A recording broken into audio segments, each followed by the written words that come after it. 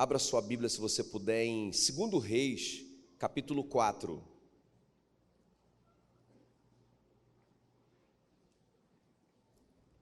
Segundo Reis 4. Fica muito ligado. Eu quero até te desafiar, se você puder colocar o seu telefone no modo avião, para você não perder nada, para você não se distrair, não é? Para você ouvir tudo que Deus tem para falar para você nessa noite. 2 Reis, capítulo 4, a partir do versículo 2, quero ler só esses 3 primeiros versículos aqui. Diz assim: Eliseu perguntou: o que posso fazer por você? Diga, o que é que você tem em casa? Não tenho nada, a não ser um jarro pequeno de azeite, respondeu a mulher. Eliseu disse: vá pedir que os seus vizinhos lhe emprestem vasilhas, muitas vasilhas vazias. Depois você e os seus filhos entrem em casa, fechem a porta e comecem a derramar azeite nas vasilhas, e vão pondo de lado as que forem ficando cheias. Deixa a sua Bíblia aberta, eu quero orar por você. Espírito Santo querido, muito obrigado, Senhor, pela tua palavra poderosa. Ó Deus, eu creio de todo o meu coração que o Senhor deu essa palavra nessa noite para a tua noiva, a igreja. Eu creio que o Senhor está falando, o Espírito Santo está falando com a igreja, e a tua palavra diz: ouça o que o Espírito Santo diz à igreja. E nós queremos estar, Senhor, atentos, queremos consagrar o nosso coração ao Senhor, nossa mente ao Senhor, para que o Senhor imprima esses princípios no nosso espírito. Em nome de Jesus, nós oramos e te agradecemos. Amém e amém. Aleluia. Você está pronto? Está pronto? Está pronto para a palavra de Deus? Está pronto para o que o Espírito quer dizer para você nessa noite? Eu não estou aqui, irmão, para ensinar, eu estou aqui para te trazer uma palavra de Deus nessa noite. Amém? Eu sei no meu coração que Deus falou comigo essa semana. Claro, falou primeiro comigo, não é? Essa palavra marcou a minha vida, ela mudou minha vida, não é? Mas também eu tenho certeza, irmãos, que essa palavra é para você que veio aqui. Não é para o seu vizinho, não. Nem para o seu parente. Eu queria tanto que meu parente estivesse aqui. Não, é para você. Diga, essa palavra é para mim. Só para mim, só para mim. Então, receba. Amém? Então, é muito interessante essa história, não é, da viúva, da multiplicação do azeite. Vocês conhecem bem essa história. Mas uma mulher, né, a Bíblia diz, começa assim a história de uma mulher que era mulher de um discípulo do profeta Eliseu, não é? Pensa num homem de Deus, esse profeta Eliseu, faixa preta, top esse homem. E esse homem, esse marido, não é, que morreu, ele era discípulo do Eliseu, só isso, não é? Vocês sabem quem é o Eliseu, não é? O discípulo do profeta Elias, que assumiu o lugar do Elias. Esse homem muito homem de Deus. E essa mulher fala o seguinte para ele: o meu marido, teu servo, morreu e tu sabes que ele temia o Senhor. Quer dizer, era um testemunho, que era um homem de Deus, um homem consagrado a Deus, que servia a Deus, mas ele morreu. E quando ele morreu, não é? Ele tem esse testemunho de que ele temia o Senhor. Ela conta para o profeta Eliseu: é chegado o credor para levar os meus 2 filhos para lhe ser escravos. Irmão, pensa a situação dessa mulher. Ela perde o marido, já é uma tragédia suficiente, perdeu o marido, não é? E também, não somente isso, mas agora ela perdeu tudo, né? Nessa cultura a mulher não podia trabalhar, então a mulher saía para mendigar, olha só. Então, irmãos, ela perde o marido, ela perde tudo que ela tem, não é? Ela chega a dizer para o profeta Eliseu: não tenho nada. Mas além disso, ela recebe uma ameaça, que ela vai perder os filhos, não é? Porque o marido deixou uma dívida e ela não tem como pagar, e nessa cultura os filhos vão ser entregues para pagar a dívida. Irmão, você não considera uma tragédia em todas as áreas da vida dessa mulher, inclusive na área emocional? Porque pensa como é que está o emocional dessa mulher. Ela está arrasada, ela está muito mal. Então veja bem aqui, ó. Irmãos, aqui nessa introdução eu preciso te dizer isso: coisas ruins podem acontecer com pessoas boas. É muito importante que a gente entenda isso.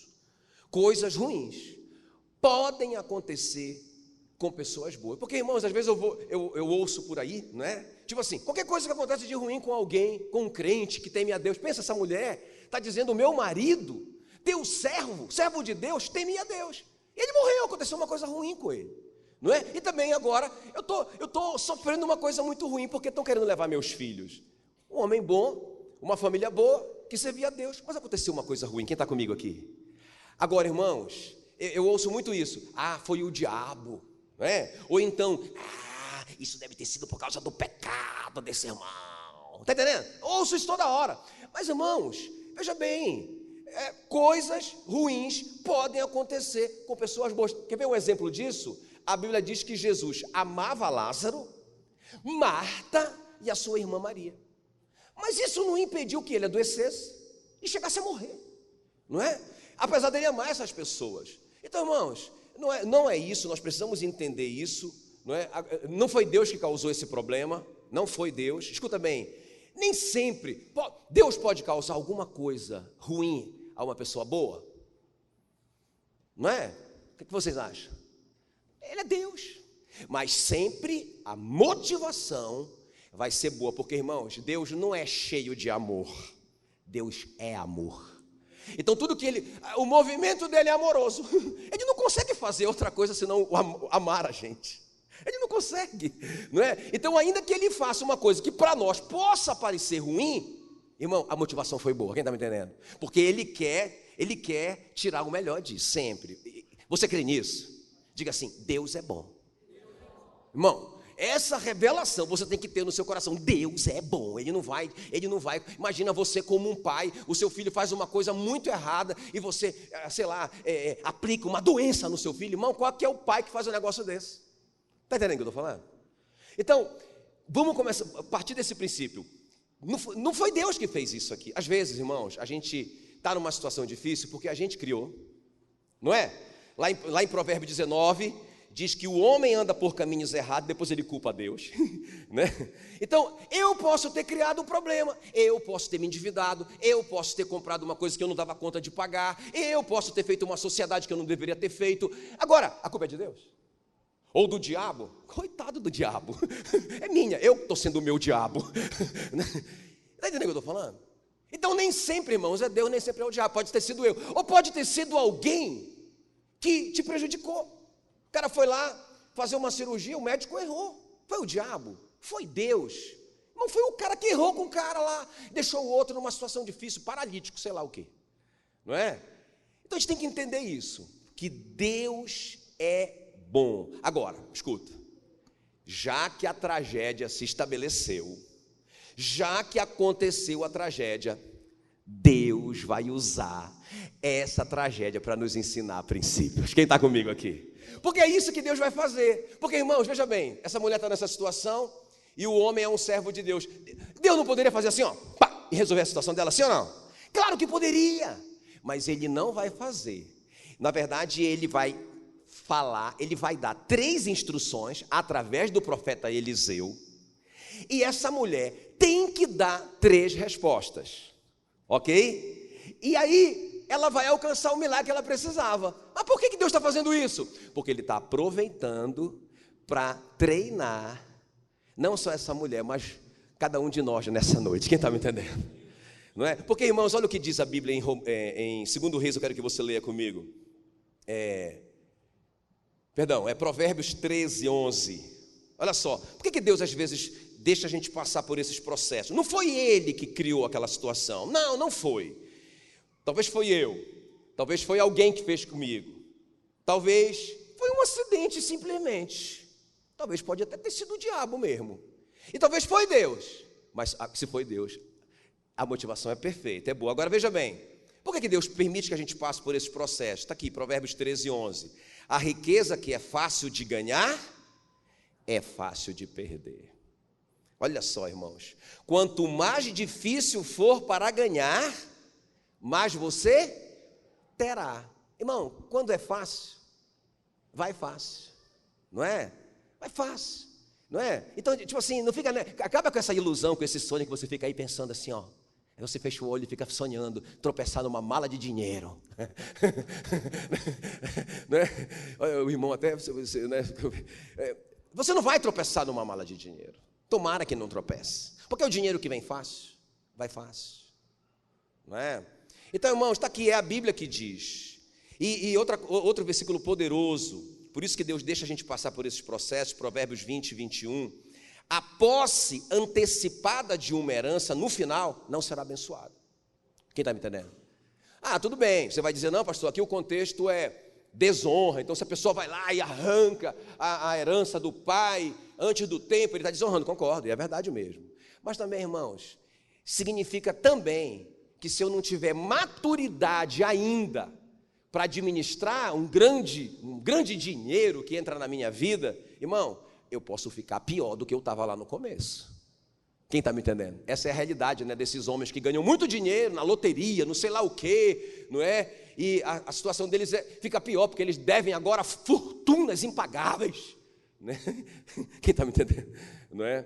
Então, irmãos, Deus vai pegar a nossa situação difícil, a nossa tragédia, ok? E vai nos ensinar princípios. Por quê? Por quê? Porque Ele é pai, e Ele é pai sábio, e Ele é um pai bom, Ele é um pai inteligente. Imagina um pai que dá tudo para o filho de mão beijada. Como é que esse menino vai ficar? Não é? Não. Se ele der tudo de mão beijada, esse menino nunca vai ter a capacidade de se virar sozinho na vida. Quando ele... Irmão, é a realidade que a gente está vendo aí. A namorada termina com o cara dá um tiro na namorada. Que ele não tem estrutura emocional para se recompor, porque ele é um debilóide, porque o pai faz tudo para ele. Quem está me entendendo? O pai não deixa ele sofrer, dá um comprimido para ele não sofrer nunca. Irmão, Deus não é assim. Quem está me entendendo? Então, vamos entender isso, vamos aprender, porque qual que é meu alvo aqui com vocês? Eu quero desmistificar o milagre. O caminho do milagre, irmão, o milagre tem um caminho. Entende? Beleza, algumas vezes Deus vai fazer assim, porque você está tão desesperado, e você precisa de um milagre agora, Ele vai fazer. Mas, irmãos, não é sempre, você vai ver isso na Bíblia. Na verdade, Deus usa a nossa necessidade para nos ensinar princípios, para a gente não voltar mais para aquela situação.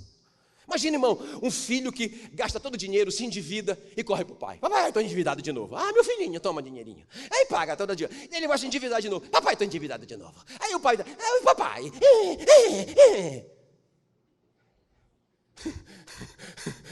É que é milagre toda hora. Mas, irmãos, o que eu vejo na igreja hoje é uma igreja assim. Entende? Uma igreja que não vive por princípios. Uma igreja que não respeita os princípios da palavra de Deus. E toda hora quer milagre. Eu quero milagre, mais um milagre. Eu me enrolei de novo, quero mais um milagre. Me dá mais um milagre. Irmão, vamos amadurecer, vamos crescer? Então vamos ver o que é que essa mulher faz. E aí eu estou chamando isso de caminho do milagre. Ela corre para Deus, ou seja, na pessoa do profeta Eliseu. E Deus, através do Eliseu, vai dar 3 palavras para ela, 3 comandos. E ela vai responder a esses 3 comandos. Vamos ver então a primeira coisa aqui. Vamos avançar. Então a primeira coisa, irmãos, ela reconheceu o que ela já possuía. Fica ligado aqui, Então, uma chave para nós. Eu estou precisando de um milagre em determinada área da minha vida. Qual que é a primeira chave? Eu tenho que reconhecer que o princípio do milagre já está na minha vida. Vamos ver aqui comigo, olha, 2 Reis 4:2. Então a primeira pergunta do profeta, né? Primeira pergunta, Eliseu pergunta: o que posso fazer por você? Ela está desesperada. Diga, o que é que você tem em casa? Irmão, não foi uma pergunta à toa, ok? É uma pergunta que está tirando de dentro dela uma resposta. Ela precisa reconhecer o que ela já tem, ok? Então, a princípio, como que ela responde? Ela responde assim, nada. Eu não tenho nada. Não é? Como a maioria de nós podia responder nessa noite, né? Se eu te perguntasse hoje, deixa eu perguntar aqui, quantos aqui precisam de um milagre de Deus? Deixa eu ver, só os que precisam, igual eu, aleluia, maravilha. Não é? Em qualquer área da sua vida, beleza. Agora, eu te pergunto, você consegue reconhecer que o milagre já começou na sua vida, que você já tem algo que pode ser um instrumento de Deus? Olha, isso aqui é uma chave que eu estou te dando. Você já tem algo na sua vida que pode ser o instrumento que Deus vai usar para fazer o milagre. Irmão, tudo que ela tinha, porque ela diz assim, olha, eu não tenho nada. Aí de repente ela para, o Eliseu fica olhando para ela, o Eliseu está ali dirigido por Deus. É o próprio Deus perguntando para ela: o que é que você tem, minha filha? E ela diz: não tenho nada. E eu fico imaginando o Eliseu fica olhando para ela, como quem dissesse: você tem, você só precisa reconhecer. Aquele olhar profundo dela, ela: eu lembro que eu tenho, eu tenho uma pequena botija de azeite, é tudo que eu tenho. Irmão, vocês concordam comigo que foi a partir disso que ela reconheceu que ela tinha, que Deus fez o milagre? Quem está me entendendo? Irmão, o milagre, por isso eu estou te falando de desmistificar, não é? Essa coisa do milagre, porque ela já tinha o começo do milagre. Jesus, ele sabia desse princípio, o homem Jesus. Porque eu preciso te dizer o seguinte, que Jesus, mesmo sendo Deus, não teve por usurpação ser igual a Deus, mas a si mesmo se esvaziou, tomando a forma de servo. Então ele veio como homem, quem está me entendendo? Totalmente dirigido pelo Espírito Santo. Vamos pensar nele como homem, Jesus. Aí olha só como que Jesus agia. Irmãos, diante de uma necessidade, olha só lá o que diz Marcos 6, eu quero ler com vocês. Os discípulos chegaram com ele e falaram assim: Senhor, despede a multidão porque ela está faminta. Ele estava tentando pregar o evangelho ali. E aí ele disse no versículo 37 de Marcos 6, dai-lhes vós mesmo de comer, ok? E depois ele disse, quantos pães vocês têm? Olha só, o que ele quer saber? Ele quer saber o quanto que nós já temos para o milagre. Ele entendeu isso, o homem Jesus sabia disso. A gente precisa entender isso, porque a gente é assim, ó, eu só tenho esse pouquinho, então eu não vou conseguir. Jesus, irmão, precisava de 5.000 pães, pelo menos, para alimentar 5.000 homens, fora mulheres e crianças. Então ele quer saber quanto que nós temos. Alguém traz a informação para ele: nós temos 5 pãezinhos e 2 peixinhos, ok? Então Jesus falou assim: beleza, pode sentar todo mundo. Olha o que ele fala aqui, eu acho tremendo isso. Ele diz assim, olha, sabendo, respondeu. Ele falou assim, né? Ele ordenou que todos se assentassem, versículo 39. E aí no 41, ele pega os 5 pãezinhos e os 2 peixinhos, ele ergue os olhos aos céus. O que ele faz? Irmão, ele agradece pelo que ele tem, porque ele sabe que a partir do que ele descobriu que ele tem, Deus pode fazer o milagre. Eu chamo isso de lei do reconhecimento. O que eu reconheço, eu celebro, eu agradeço, eu comemoro, não é? E o que eu celebro, o que eu agradeço, o que eu comemoro, eu mantenho na minha vida. O contrário também é verdadeiro. O que eu não reconheço, eu não me alegro, eu não celebro, eu reclamo e eu perco, sai da minha vida. Então qualquer coisa que você, por exemplo, você vê assim a esposa, né, fazendo uma coisa legal. Olha, o macete para os homens, não é? O macete para os homens. Você vê, às vezes eu vejo a Mila fazendo uma coisa que eu gosto, tipo assim, me servindo naquilo que eu gosto, cuidando das minhas coisas, não é, e tal. Eu gosto muito disso. Aí o que eu faço?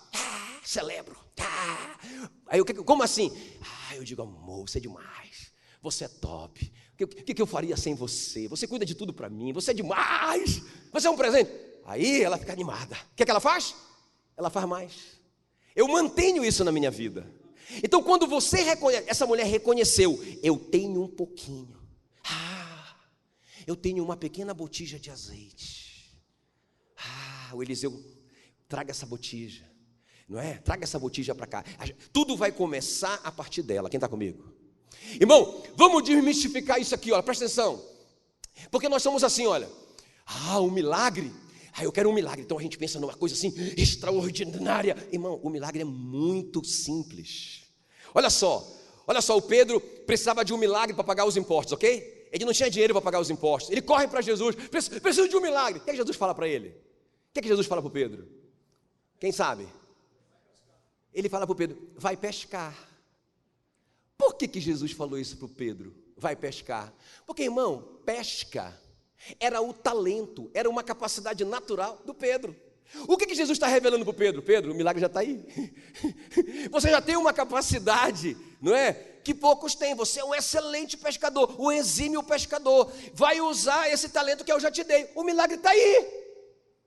Mas a gente mistifica. Irmão, o milagre pode ser você encontrar alguém que pode abrir uma porta para você. O milagre pode ser você ver uma oportunidade que ninguém viu. O milagre é mais sutil e está mais perto da gente do que a gente imagina. Ele já está em casa. Ele já está perto de você. Então Jesus revela para o Pedro: Pedrão, vai pescar. E detalhe, não é para jogar rede não, irmão. Não é para jogar rede não, Pedrão. Vai pescar com anzol. Aquela pesca, aquele míssil direcionado. Você vai pegar um peixe, dentro desse peixe vai ter uma moeda. E com essa moeda você vai pagar o seu imposto e o meu. É muita grana.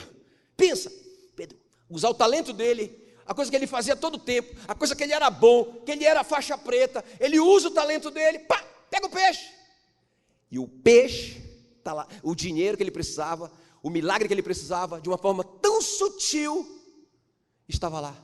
Vocês estão entendendo que a gente está mistificando isso? A gente mistifica assim: ó, aquele homem poderoso, aquele homem é poderoso para fazer milagre. Irmão, o milagre está em você. O azeite já está, você já tem o azeite.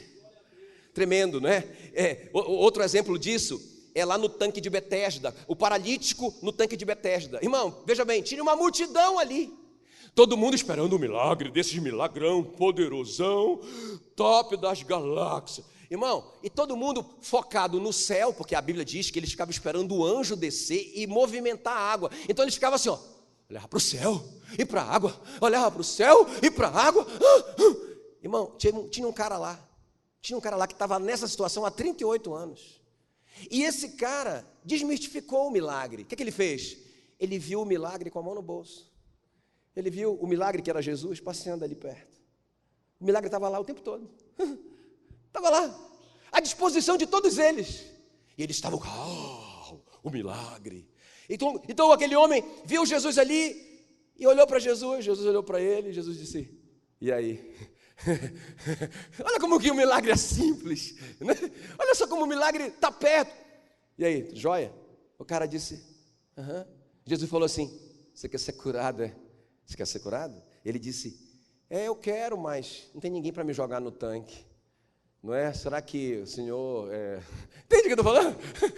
Eu estou aqui esperando o anjo, eu estou aqui esperando o movimento, o mover de Deus, mas não rola. E Jesus está lá, irmãos. O milagre está perto de você. É só a gente parar com essas bobagens, com esses misticismos. Entende? Aí Jesus está lá e fala assim: rapaz, deixa eu te falar uma coisa. Você já recebeu o milagre, brother. Ele disse: como assim? Levanta daí, rapaz, pega a tua cama e vai-te embora daí. Você já recebeu. O cara: sério? Sério? É assim simples. Ele pegou. É mesmo? O milagre já aconteceu. Quem está me entendendo? O milagre já aconteceu na sua vida. Já aconteceu. E você está aí mitificando. Irmão, o Eliseu pergunta: o que é que você tem? Olha para dentro de você. O que é que você tem? Você já tem. Eu estava ouvindo a Ana Lídia aqui falar, né? E eu estava pensando: meu Deus, essa menina nasceu para isso. Ela tem esse dom, esse talento. Quando ela começa a falar, todo mundo fica ligado. E às vezes eu olho para o lado e todo mundo... Ela tem. Mas você também tem. Descubra, reconheça e traga para Jesus. O Eliseu diz: traz a vasilha, traz o pequeno. A vasilha na Bíblia, né? Vaso na Bíblia aponta para nós. Vem com o que você tem. É pouco, traz. Só tem 5 pãezinhos, traz. Só tem 2 peixinhos, traz. É simples, traz. Aleluia. Sabe, a minha oração tem sido por mim mesmo às vezes: Senhor, eu já sei que o milagre está em mim. Eu sei que o Senhor me chamou para o meu chamado. Mas eu preciso de uma intervenção sobrenatural do Senhor para isso romper. Eu sei que está em mim. Agora, deixa eu ver.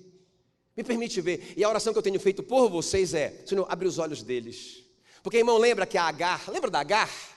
Quem lembra da Agar? Não é a rival da Sara? Ela fugiu com o menino dela, o Ismael, e foram para o deserto. No deserto, eles ficaram tão longe, que o menino estava morrendo. Para ela não ver o filho dela morrer, o que ela fez? Ela pegou o menino, colocou longe dela e ficou bem distante para ela não ver o menino morrer. Olha a tragédia. Aí, irmãos, ela orou: Senhor, tem misericórdia de mim. Ela orou, irmãos, ela orou a chave, ela orou. Mas sabe o que Deus fez? A Bíblia diz que Deus abriu os olhos de Agar. Para quê? Para que ela visse uma fonte. Interessante, Deus não abriu uma fonte para Agar, mas Deus abriu algumas fontes na Bíblia. Mas, irmãos, tem hora que Deus não vai abrir uma fonte, Ele vai abrir os seus olhos, para que você veja a fonte que está perto de você. E essa é a minha oração, abre os olhos deles. Abre os olhos deles. Aleluia. Glória a Deus. Muito bem, em segundo lugar. Então, a primeira pergunta, vamos dizer assim, não é? Do Eliseu, que na verdade é a pergunta de Deus para a mulher: o que é que você tem? O que é que você tem em casa? E a resposta dela é: eu tenho isso aqui. Dá para usar? E Deus usa, amém? Tá bom, vamos para a segunda. A segunda palavra, né, que o Eliseu libera, que Deus libera através do Eliseu, olha só. Então qual que é o princípio aqui? Qual que é o primeiro princípio mesmo? Fala mais alto. Reconhecer o que você já tem, tá? O segundo princípio, ela se preparou pela fé para receber o milagre. Isso é muito chave. De novo, desmistificando o milagre. Você tem que estar pronto para receber o milagre. Deixa eu só perguntar aqui. Quantos de vocês creem que já receberam uma promessa durante a vida de vocês todas? Deixa eu ver, só que vocês receberam uma promessa, pelo menos uma promessa, deixa eu ver, olha aí, todo mundo. Beleza. Agora, não é só isso, irmãos. A coisa não vai acontecer automaticamente, eu preciso me posicionar. Então, olha só, a resposta dela, não é? Então, ela se preparou, então, pela fé. 2 Reis 4:3. Eliseu disse, então ela está pedindo socorro para Eliseu. Então a primeira coisa que ele diz é: o que é que você tem em casa? Ela descobriu. A segunda coisa ele diz: vá pedir que os seus vizinhos lhe emprestem o quê? Muitas vasilhas vazias. Muitas vasilhas vazias. O que é que ela faz? Olha a resposta dela, versículo 5. Então a mulher foi para casa com os filhos, fechou a porta, pegou o pequeno jarro de azeite e começou a derramar o azeite nas vasilhas, conforme os seus filhos iam trazendo.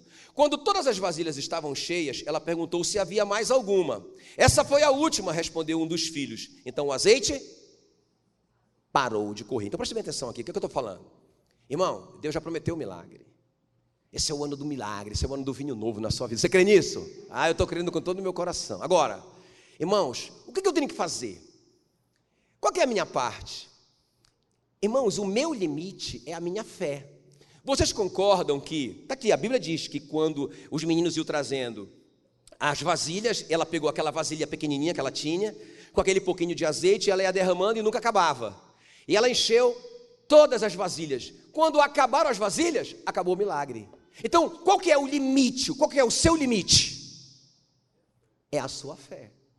É aquilo que você realmente está preparado para receber. Irmão, se eu creio que vai acontecer, vocês concordam que eu tenho que me preparar? A mulher, quando está grávida, ela crê que ela vai receber um bebê. Ela crê. Então, irmãos, mesmo que ela não tenha o bebê ainda, o que ela faz? Ela compra o bercinho, ela faz um chá de bebê, não é? Ela compra não sei quanta, ou então ela ganha um monte de fralda, não é? Ela, pela fé, ela sabe porque sabe que ela vai receber um bebê. Então, irmãos, ela tem que se preparar. Imagina se ela só se movimentasse quando ela visse o bebê. Não, eu preciso ver esse menino mesmo, se ele está aí. Vai que não é uma gravidez, vai que é uma gravidez psicológica. Entende? Então, não, irmãos, ela crê que ela está grávida, ela crê que o menino está crescendo, o milagre está crescendo dentro dela, então ela tem que se preparar para o milagre. Deixa eu perguntar uma coisa aqui. Irmão, você precisa se preparar para o milagre que Deus vai fazer na sua vida. Isso parece muito óbvio, mas eu fico impressionado, irmãos, como que a gente ora e não se prepara para receber o milagre? Então a gente não creu na oração. A gente não creu na oração. Olha como que Jesus pensava. Eu acho muito lindo isso. João 11, o versículo 39. Quando ele chega ali e o Lázaro está morto há 4 dias. Irmão, olha só como que Jesus pensava. Ele pensava assim, igual que eu estou falando. Ele se preparava antes de acontecer o milagre, porque ele recebia pela fé. Ele se preparava pela fé. Quando a gente não se prepara, a gente não... Irmão, a fé sem obras é morta. Eu creio, mas eu não me movo. Eu creio, mas eu não faço nada. Eu não me preparo para receber. Eu não creio. E sem fé é impossível agradar a Deus. Esta é a vitória que vence o mundo, a nossa fé. A fé é a certeza de coisas que se esperam, a firme convicção de fatos que não se veem. Então, se eu não me preparo para receber, é porque eu não criei. Eu não criei, não tem milagre sem fé. A fé é o catalisador do milagre, irmão. Muito claro isso na Bíblia. Jesus falou várias vezes: foi a tua fé, não é? Seja feito conforme a tua fé. A tua fé te salvou. Jesus falou muitas vezes isso. Agora presta atenção. Quando Jesus chega ali na sepultura do Lázaro, no funeral, na verdade nem é mais funeral, porque ele está enterrado há 4 dias. Quando ele chega ali, diga o homem Jesus. Olhe para Jesus assim, como homem, 100% homem e 100% Deus. Mas ele era tão homem que quando ele chegou lá e ele viu a tristeza da Marta e da Maria, ele não chegou assim, ó, não, beleza, tudo bem, eu vou ressuscitar o Lázaro, fica tranquilo, todo mundo. Não. Irmãos, ele era o tempo todo dirigido pelo Espírito Santo. Então quando ele chegou lá, que ele viu a tristeza da Marta e da Maria, ele chorou. Ele chorou. A Bíblia diz que quando ele foi para frente da sepultura, ele estremeceu. Entende o que eu estou falando? Estou falando de um homem que está vivendo aquelas emoções ali. Mas olha a fé desse homem, Jesus. Quando ele chegou de frente para a sepultura, ele deu uma ordem. João 11:39. Ordenou Jesus: tirai a pedra. Peraí, mas ele não ressuscitou ainda. Tudo bem, o Senhor já pediu para Deus ressuscitar, mas ele não ressuscitou ainda. Nós não temos nenhum sinal. Vamos colocar o ouvido lá na pedra, para ver se a gente ouve algum ruído. Aí a gente abre. Irmão, esse não é o óbvio, esse não é o lógico. A gente não vive assim, não, mas dá um sinal para ver se eu faço mesmo. Fala aí, dá um sinal. Irmão, o sinal já é o milagre. Você tem que crer antes de ver. Jesus disse: bem-aventurado o que não viu e creu. Então Jesus chega lá e diz: removam a pedra. A própria Marta diz assim: olha, Senhor, já cheira mal, porque já tem 4 dias. Irmão, Jesus ficou firme naquilo. Ele disse: pode remover a pedra. Quem está me entendendo? É isso que é se preparar. Porque eu sei que vai acontecer, então eu vou estar pronto quando chegar. Não é? Eu lembro do irmão que falou para mim que o sonho dele era ser motorista de caminhão. Legal, top. Cada um com o seu sonho. Ele queria ser um motorista de caminhão, desde criança. Viajar pelas estradas do Brasil. Aleluia, que bom. Eu perguntei para ele: mas e aí, o que você está fazendo? Não, como assim? Você já tem carteira de habilitação? De categoria D? Ele falou: eu não tenho nem categoria A, é B. Não tenho nada. Disse, não, mas tu não está crendo, tu não está esperando esse milagre, essa bênção, não é? Ele disse: não, eu estou. Não está. Porque se tivesse, você estava preparado. Porque quando chegar o caminhão, cadê a carteira? Eu acho que nem vai chegar esse caminhão, porque Deus não é ilegal. Deus não vai agir de forma ilegal. Ele vai procurar alguém na fila que já tem a carteira. Quem está me entendendo? Aí ele falou: não, mas é porque eu não tenho dinheiro, é muito caro. Mas eu falei para ele: mas tá, então me explica, qual que é o processo para tirar a carteira? Ele disse: não sei. Eu disse: irmão, para ter essa informação você não precisa de dinheiro, você só precisa de fé. Quem está me entendendo? Sabe, então, essa mulher se prepara. Vai acontecer. Eu tenho uma vasilha com um pouquinho de azeite. Deus me prometeu que eu vou derramar essa. É uma loucura, irmão, isso é uma loucura, é assim mesmo. Isso é uma loucura, não tem pé nem cabeça isso aqui. Como assim? Minha irmã, ela não está nem aí. O que ela fez? Ela saiu, ela pegou, encheu a casa de vasilha, o quintal de vasilha, pegou tudo quanto era vasilha da vizinhança, ninguém mais tinha vasilha para dar para ela. Top. Ela estava pronta. Esse ano eu vou ser um microempreendedor. Beleza. Já tirou a MEI? Né? Tá aí, o Cristiano pode tirar a MEI para você, né?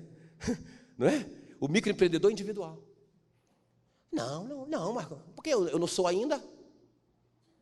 E vai ficar sem ser, irmão, porque você não crê. Você está orando por uma coisa que você não crê. Você não acredita que você vai receber, porque se você acreditasse, você já estava preparado. A vasilha é você que traz. Quem está me entendendo? A pedra é você que move. Deus não podia dizer assim: pai, Manda logo um terremoto e arrebenta essa pedra daí. Não, ele queria ensinar um princípio: a pedra é de vocês.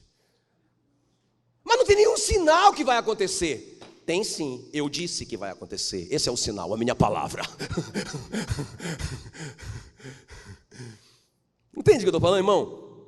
Preparar, não é? O irmão estava falando assim para mim, ó. Eu sei, porque sei. Pastor, não sei explicar. Mas eu sei porque sei que eu nasci, Deus me chamou para eu ser um milionário. Glória a Deus. E ele falou assim, e eu acredito, irmão, acredito. E ele falou assim, e eu vou ser um milionário porque eu quero investir no reino de Deus. Rapaz, eu creio mesmo nesse negócio aí. Mas eu fiz uma pergunta para ele. Irmão, então, você sabe alguma coisa sobre dinheiro? Lidar com dinheiro, com imposto, com essas coisas, porque isso é importante. Ele disse, não, mas eu não tenho dinheiro. E não vai ter nunca. Não, mas Deus prometeu. Mas Ele prometeu para essa mulher também. Mas, irmão, tem uma parte que é minha. Eu tenho que estar pronto. Eu posso me preparar, eu posso aprender a lidar com essas coisas. Eu posso aprender agora com pouco que eu ganho, a não me endividar. Porque quando eu ficar milionário, a minha dívida vai ser muito maior. Quem está me entendendo? Então, irmãos, eu posso aprender a lidar com dinheiro, eu posso aprender a guardar dinheiro, eu posso aprender a investir dinheiro, eu posso aprender a ser generoso com pouco que eu tenho. Isso é estar preparado quando o milagre chegar na sua vida. Quem está me entendendo? Mas sabe o quê? Qual que é o segredo? Irmão, é Deus que remove reis e estabelece reis. Eu só tenho que estar pronto, eu só tenho que trazer as minhas vasilhas, eu só tenho que remover a pedra, porque o milagre é a parte dele. Então eu não vou ficar mistificando. Porque, irmão, tem gente que vive assim, sabe, de milagre em milagre. Milagre, mas não cresce, não amadurece. Está o tempo todo lá, papai, estou enrolado de novo, milagre. E passa a vida inteira assim, aconteceu um milagre na minha vida. Mas não tem fruto.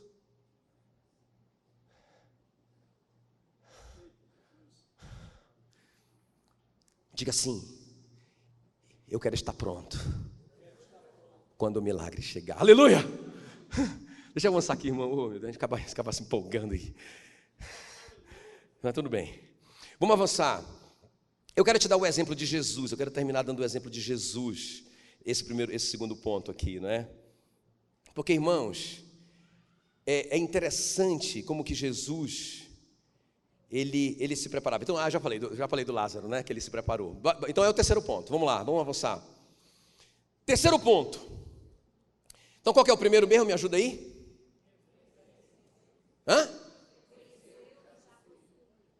Reconhecer. Eu já tenho o princípio. Irmão, se você não reconhecer nada, que é impossível, reconheça que o Espírito Santo mora dentro de você. Tudo bem, a segunda coisa, qual que é? Me ajuda. Se eu creio que vai acontecer, então eu vou me preparar para esse bebê que é o milagre. Eu vou fazer um enxovalzinho dele. Amém? E último lugar, para a gente orar, glória a Deus. Irmão, isso aqui é uma chave poderosa. Então ela ficou a sós com Deus. Diga comigo, ela ficou a sós com Deus. Uma chave poderosa, eu quero terminar com isso. Segundo Reis 4:4, depois você e os seus filhos entrem em casa e fechem a porta. Bora repetir isso? Entrem em casa e fechem a porta. Irmãos, aonde que aconteceu o milagre? Beleza, ela já tinha, olha aqui, ó. Ela já tinha o começo, que era o que Deus precisava, não é? Ela já tinha, ela reconheceu, eu já tenho, beleza, top, eu já tenho, aleluia. Tá, então o que ela tinha que fazer? Derramar o que ela tinha em cima do que ela se preparou. Ela se preparou, ela fez a parte dela. Agora, irmãos, olha o que é muito importante aqui. Aonde que isso aconteceu? Irmão, isso aconteceu no secreto. O profeta disse para ela assim, ó, você vai entrar na sua casa, você e seus filhos, vai fechar a porta. Nem eu, como homem, nem eu, o profeta Eliseu, posso entrar. Isso é entre você e Deus. Quem está me entendendo? Então, irmão, isso aqui é muito chave. Qual que é a resposta dela? Segundo Reis 4:5, então a mulher foi para casa com seus filhos, fechou a porta, pegou o pequeno jarro de azeite, começou a derramar o azeite nas vasilhas, conforme os seus filhos iam trazendo. Então é muito chave, é muito legal essa mulher, porque, irmãos, a primeira coisa que ela faz quando ela recebe a notícia da tragédia, é interessante, ela não corre para o banqueiro, ela não corre para a família, ela corre para o profeta, ou seja, ela corre para Deus. Porque às vezes acontece alguma coisa na nossa vida, primeira coisa que a gente vai, corre para o médico. Não tem nada de errado correr para o médico. Está tudo bem. Mas, irmãos, eu digo, puxa vida, o médico poderia ser a segunda opção, não é? Não é verdade? Eu vou correr para Deus. Eu vou correr para o joelho. Eu vou pedir uma orientação dele. Eu vou orar, eu vou falar com ele. Fala comigo, Senhor. Até o médico mesmo, se for o caso, me indica, mestre. Me dá sabedoria.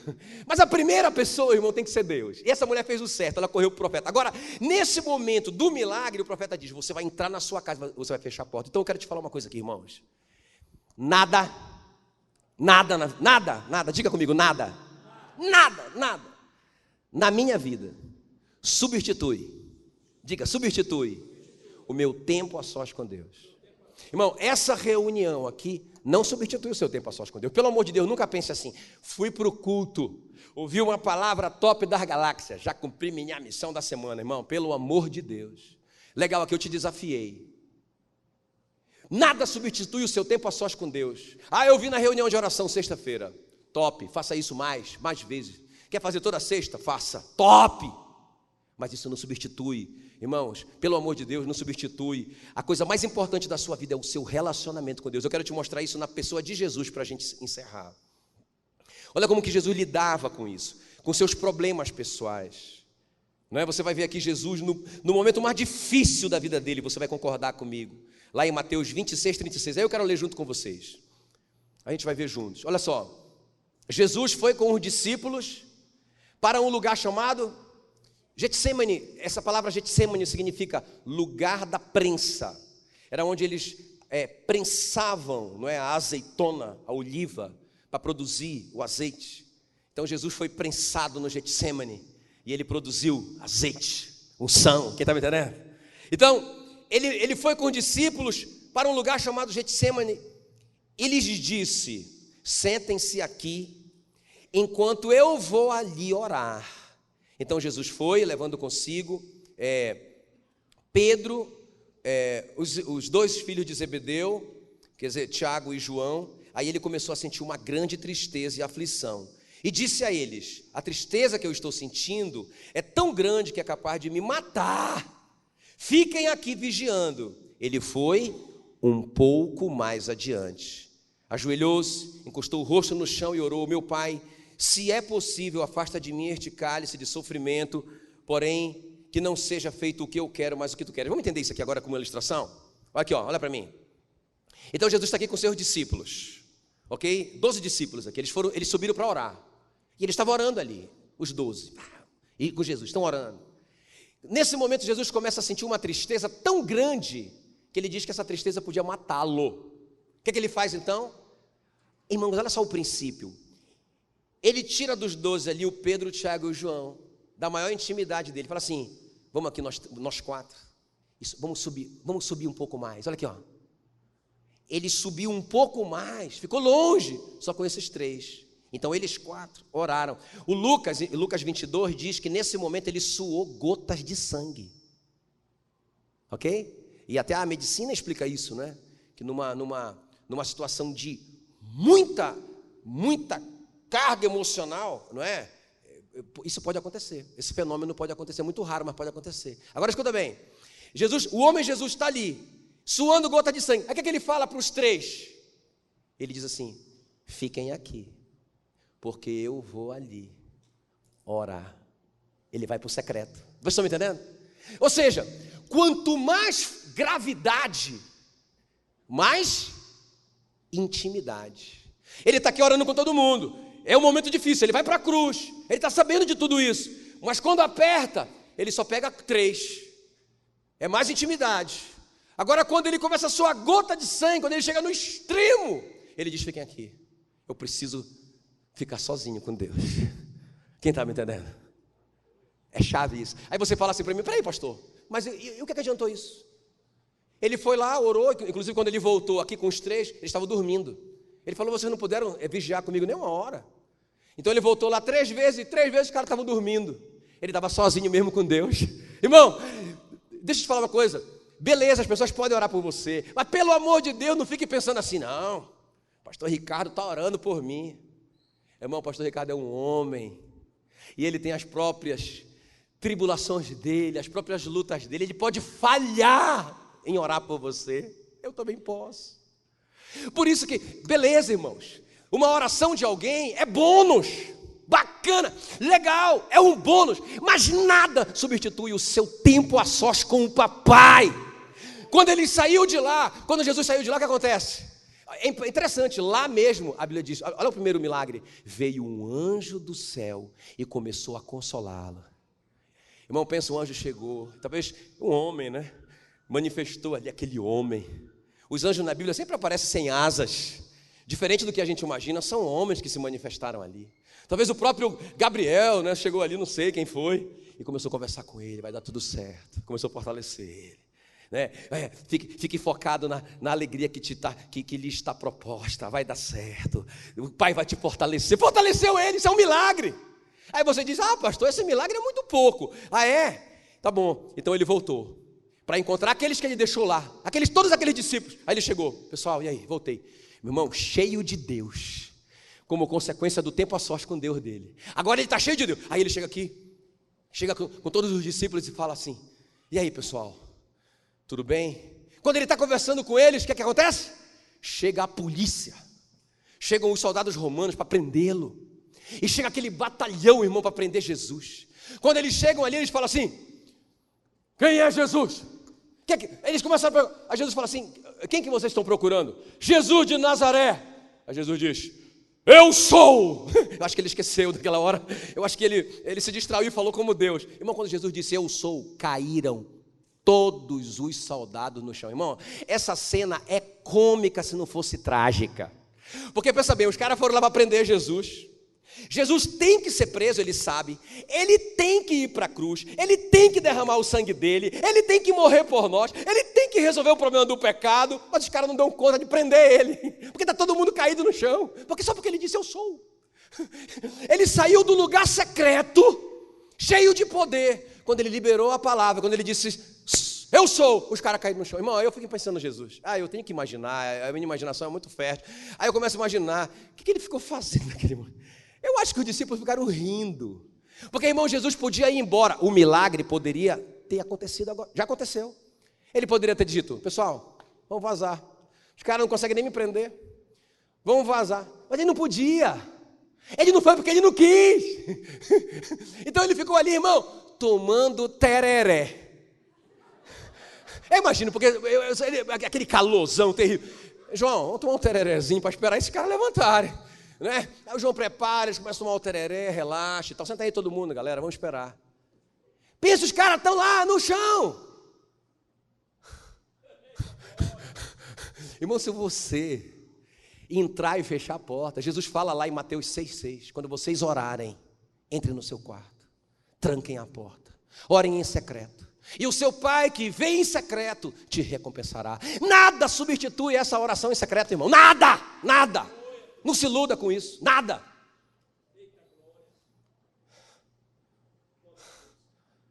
Os caras estão no chão ainda, a gente está falando aqui, eles estão no chão. Coitado. Aí, irmão, finalmente, um começa a se recompor. Aí Jesus, beleza, pessoal, calma, paciência. Aí os caras começam a levantar. Quando eles se levantam, levanta todo mundo bravo. Agora Jesus, com todo cuidado, agora ele fala com calma, porque ele está preocupado com os caras caírem de novo. Ele fala, quem que vocês estão procurando, galera? Jesus de Nazaré. Aí ele fala, presente, sou eu. Porque se ele falar mais alto, os caras caem de novo. Ele é muito poderoso.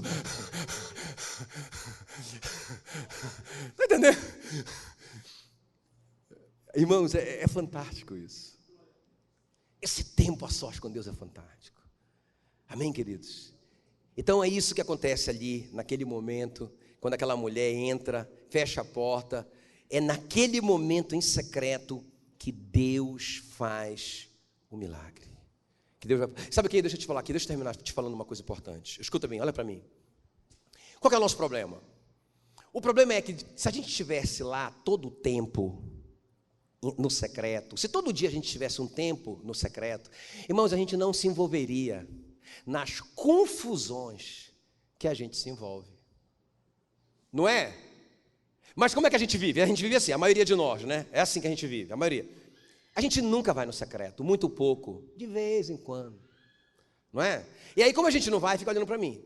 Como a gente não vai para o secreto, a gente toma decisões erradas e a gente se mete em confusão. E aí, como a gente se mete em confusão, aí a gente vai para Deus. Aí a gente vai lá, ou no público, na multidão, ou então lá na sala de oração. Ai, Deus!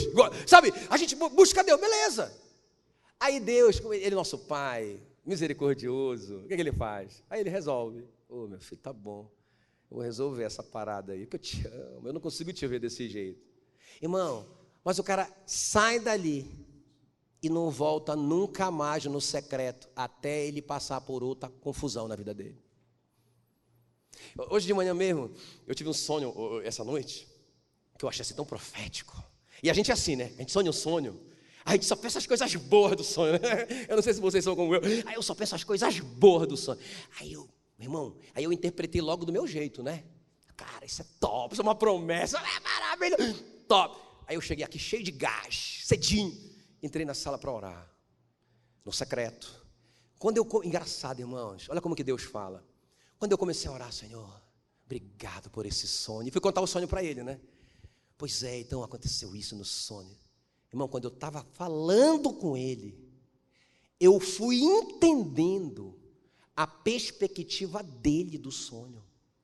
Ele não falou, eu não ouvi nenhuma voz, já que eu sou místico, eu não ouvi nada. Mas à medida que eu orava, eu fui entendendo que eu não entendi nada. Aí eu fui orando e agradecendo, eu fui parando e abri os olhos e sentei na cadeira e disse, Senhor, está tudo errado. O Senhor estava me disciplinando, né? O Senhor estava me corrigindo. Senhor, me perdoe. A minha oração mudou. Estava tudo errado. Eu tinha interpretado errado o meu sonho. Está entendendo? Vai para o secreto. Vai para o secreto, você vai saber. Se você estiver no secreto, você vai saber que aquela pessoa não é de confiança. E você nem sabe que não é. Você nem sabe que não é. Eu lembro, né, o pastor Ricardo é minha testemunha, quando eu cheguei lá em Coraci, pouquinha gente, 8 pessoas na igreja, e tinha um cara que era faixa preta, lembra? Um músico poderoso das galáxias. Irmãos, eu me humilhei, não vai embora, por favor, fica comigo, eu te amo, porque, cara, eu precisava dele. Mas toda vez que eu ia orar, toda vez que eu entrava no meu quarto, fechava a porta, eu não sei te explicar, mas, irmãos, eu sentia Deus dizer para mim assim, só que isso faz 21 anos. Eu não tinha maturidade para entender o que Deus estava falando comigo. Então, quando eu começava a orar, Senhor, toca no coração dele para ele ficar comigo. Irmão, eu não sei te explicar, mas eu sabia, porque eu sabia que eu tinha que liberar esse cara. Eu sabia, porque eu não liberava, porque eu era menino, criança. Mas, irmãos, até que eu comecei a dizer assim, Senhor, essa oração, talvez seja a oração mais difícil que tem para fazer. Eu disse assim, Senhor, tá bom, então faz a tua vontade. Irmãos, Deus fez na hora. Esse cara saiu fora, foi para uma igreja, e a igreja investiu nele, esse cara cresceu e tal. Eu dizia assim, ele podia estar comigo. Irmão, esse cara quebrou essa igreja, quebrou o pastor. Eu encontrei esse pastor doente, magro, o pastor Ricardo conhece ele. Ele estava acabado, doente, miserável, porque o cara levou, irmãos, 80% da igreja com ele. O pastor ficou lá no predinho miserável lá, e aí ele eu encontrei e falei, cara, o que aconteceu contigo? Está doente? Ele falou, cara, eu estou doente emocionalmente. Eu disse, mas o que aconteceu? Sabe o fulano? Sei. Ele foi me contando, cara, a gente investiu nesse cara, te deu a vida por ele, e não sei o quê. Irmão, anos depois eu fui entender do que Deus estava me livrando. Vocês estão me entendendo? Qual que é o segredo? O segredo não é religião. Qual que é o segredo? é o secreto. Entre no seu quarto, tranque essa porta, ore a Deus em secreto, e o seu Pai que ouve em secreto te recompensará. Você vai saber, aleluia, aleluia, glória a Deus, você vai saber. Fique em pé aí no seu lugar. Fique em pé, aleluia, olha aí, passei 2 minutinhos só, mas eu vou te liberar logo. Só quero ilustrar aqui, olha para mim. Olhe para mim, não para os músicos. Eu sou mais bonito do que ele, cadê? Olha para mim aqui, ó. Ela está com a vasilhinha dela agora, irmão. E tem vasilha na casa, a casa está cheia de vasilha, o quintal está cheio de vasilha. Tem vasilha em cima da cama, tem vasilha na pia, tem vasilha para tudo quanto é lugar. Aí ela começa a derramar o azeitinho dela.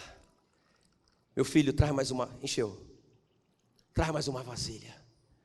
Põe essa de lado. O que significa pôr a vasilha de lado? É importante essa informação do profeta Eliseu. Qual que é? Irmão, não fique lá. Em 1935, Deus fez um milagre na minha vida. Irmão, agradeça. Foi top das galáxias. Reconheça o que Deus fez, mas coloque de lado esse milagre, irmão. Deus tem outro para você. Deus tem outro. Tem gente que está lá, um dia eu estava numa situação, aí Deus fez um milagre. Beleza, e aí? Não é só. Mas assim, outro milagre. Não, é só isso mesmo. Irmão, joga essa vasilha. Beleza, agradece, bacana. Bate uma foto dessa vasilha. Top, mas deixa ela de lado. Diga, Deus tem mais para mim. Traz outra, menino. E os meninos trazem, e mais uma, e outra, e traz mais uma, e meu Deus, e mais vasilha. Você está se vendo nessa situação? Deus enchendo tudo que você colocar na mão dele, ainda que seja pouco, no secreto. Isso vai acontecer no secreto. E enche a vasilha, e enche, e enche, e enche, e enche, e mais vasilhas, e mais uma, e mais. Traz mais uma vasilha. Irmão, interessante. Acabaram as vasilhas. Acabou o azeite. O que acabou primeiro? Eu creio que foram as vasilhas. Irmão, o seu limite é a sua fé. Amém? Aleluia. Se prepare, porque esse ano é o ano do vinho novo.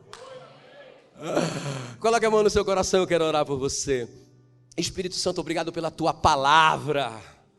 O Senhor desmistificou o milagre nessa noite, porque o Senhor é um Deus de milagres. Ó Deus, e se tem alguma coisa interrompida, não são os milagres, são nossas atitudes. Nós não temos reconhecido que o milagre já está na nossa vida. Nós não temos tirado a pedra, nós não temos trazido as vasilhas para o Senhor. Nós não temos investido no secreto, nós não temos investido no dia a dia, nesse relacionamento com o Senhor. Nós deveríamos estar vivendo uma vida de milagres. Esse é o normal de Deus, porque o Senhor é um Deus de milagres.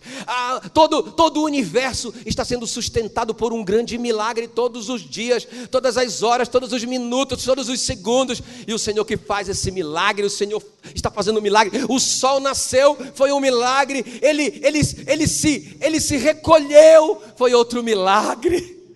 Nós tivemos oxigênio hoje, foi um milagre. Nós estamos vivos, é um milagre. O coração está batendo, é um milagre. E nós queremos mais do Senhor. Nós queremos mais de Deus. Nos ensina, Senhor, a nos movermos em fé, a nos movermos nessa expectativa de que o Senhor que prometeu, o Senhor é fiel para cumprir. Em nome de Jesus, nós oramos e te agradecemos nessa noite. E que a graça do Senhor Jesus e o amor de Deus Pai e a comunhão do Espírito Santo seja com você, hoje e para todos sempre, em nome de Jesus.